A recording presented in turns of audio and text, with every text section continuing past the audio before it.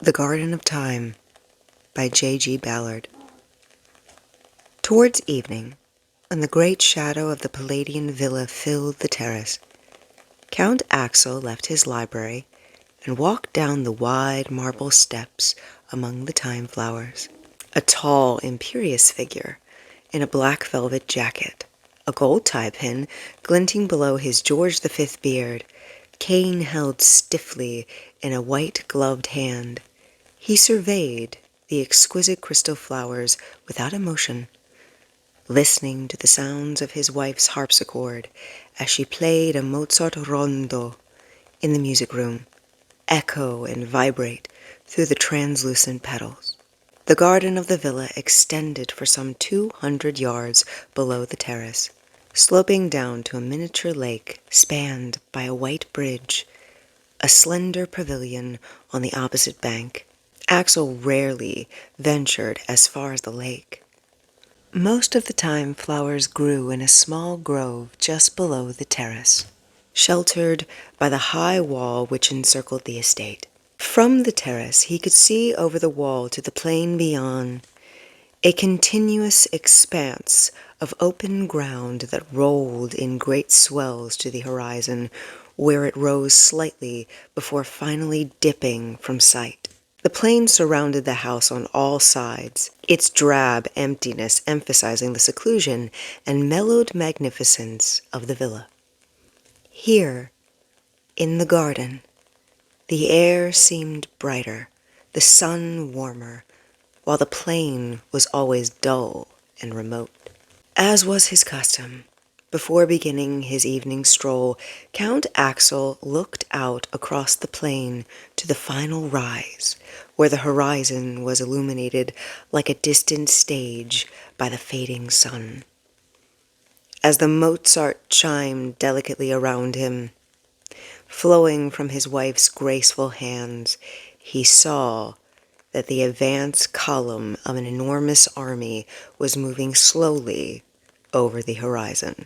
At first glance, the long ranks seemed to be progressing in orderly lines. But on closer inspection, it was apparent that, like the obscured detail of a Goya landscape, the army was composed of a vast throng of people, men and women interspersed with a few soldiers in ragged uniforms, pressing forward in a disorganized tide. Some labored under heavy loads suspended from crude yokes around their necks. Others struggled with cumbersome wooden carts, their hands wrenching at the wheels.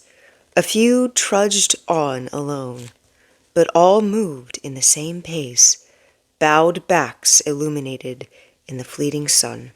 The advancing throng was almost too far away to be visible, but even as Axel watched, his expression aloof yet observant, it came perceptibly nearer, the vanguard of an immense rabble appearing from below the horizon. At last, as the daylight began to fade, the front edge of the throng reached the crest of the first swell below the horizon, and Axel turned from the terrace and walked down among the thyme flowers.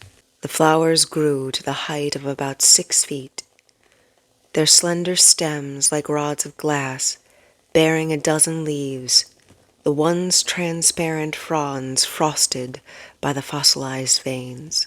At the peak of each stem was the thyme flower, the size of a goblet, the opaque outer petals enclosing the crystal heart, their diamond brilliance containing 1,000 faces, the crystal seeming to drain the air of its light and motion.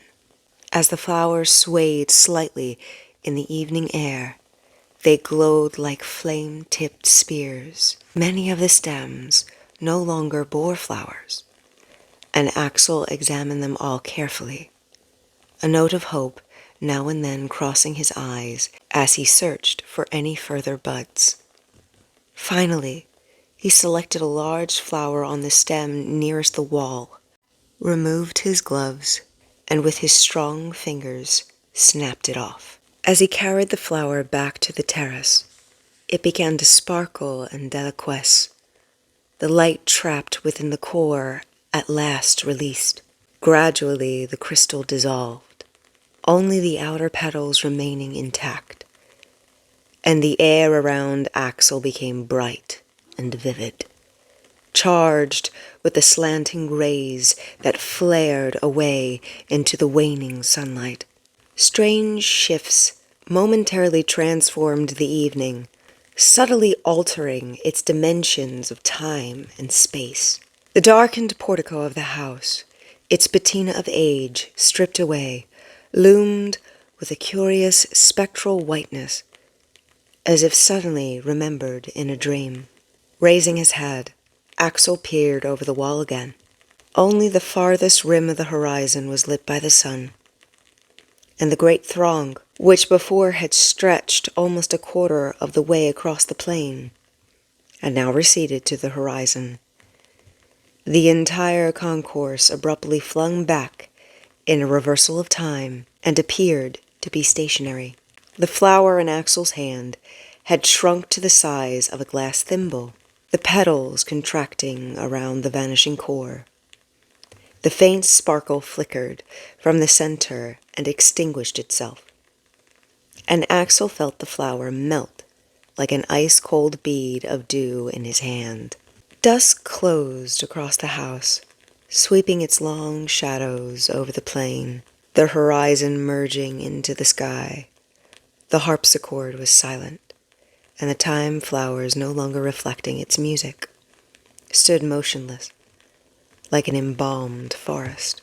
For a few minutes, Axel looked down at them, counting the flowers which remained, then greeted his wife as she crossed the terrace, her brocade evening dress rustling over the ornamental tiles. "What a beautiful evening, Axel," she spoke feelingly, as if she were thanking her husband personally for the great ornate shadow across the lawn and the dark, brilliant air. Her face was serene and intelligent, her hair swept back behind her head into a jeweled clasp, touched with silver.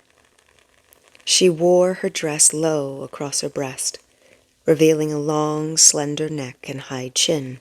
Axel surveyed her with fond pride.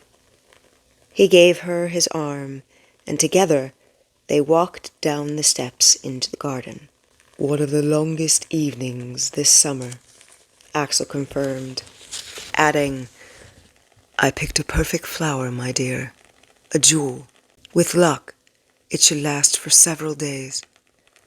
A frown touched his brow, and he glanced involuntarily at the wall.